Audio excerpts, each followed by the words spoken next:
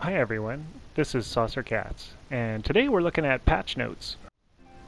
Today the GTA 1.43 update, as a part of the Southern San Andreas Supersport Series DLC. The acronym SSASSS, we can just call that SAS for short. 5 high-end vehicles have been added today. The Volcar Fagaloa Classic Sports Car for $335,000. The D-Class Hot Ring Sabre Sports Car for $830,000. This is required for a hot ring circuit unless you want to use the stock version for races. The Vapid GB200 Sports Car for $940,000. The Cheval Taipan Supercar for $1.98 million. The Overflawed Entity XXR Supercar for $2.305 million. Also, 7 classic racing suit outfits have been added to the clothes shop in GTA. Some annoying bugs have been fixed with this update that I'd like to go over with you.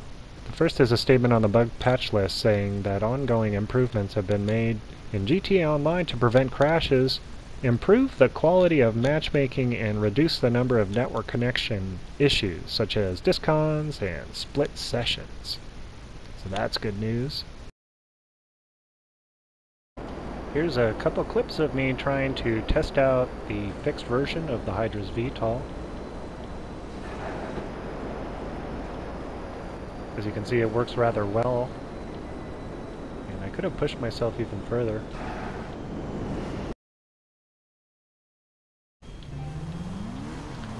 Rockstar also fixed an issue with the oppressor that would disallow the standard brakes from working when the wings are extended, like this. They would literally not work. What's amusing is that the handbrakes would work. So you could use a handbrake, but you couldn't just use the standard brake in this mode. And that's verified fixed. Rockstar also fixed an issue that resulted in the wheels of the Vapid Retinue being narrower on one side of the vehicle. As you can see here, that's no longer the case. That there are several issues related to the weapons of the Ocelot Stromberg that can occur when entering and exiting the water. Here's the fixed version.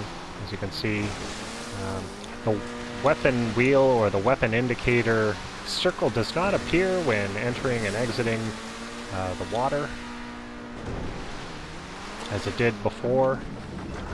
You can transition to sub-mode, you can dive below the surface and exit out to the surface again, and that does not appear. Here's a short clip of how the Stromberg used to be. The weapon selector HUD display is appearing automatically. I'm going to go over just a few of the annoying bugs that jumped out at me in the bug list. For instance, there's now a vehicle class called Weaponized Vehicle, which has been added to the race creator. It seems to allow those weaponized vehicles to now be used in races.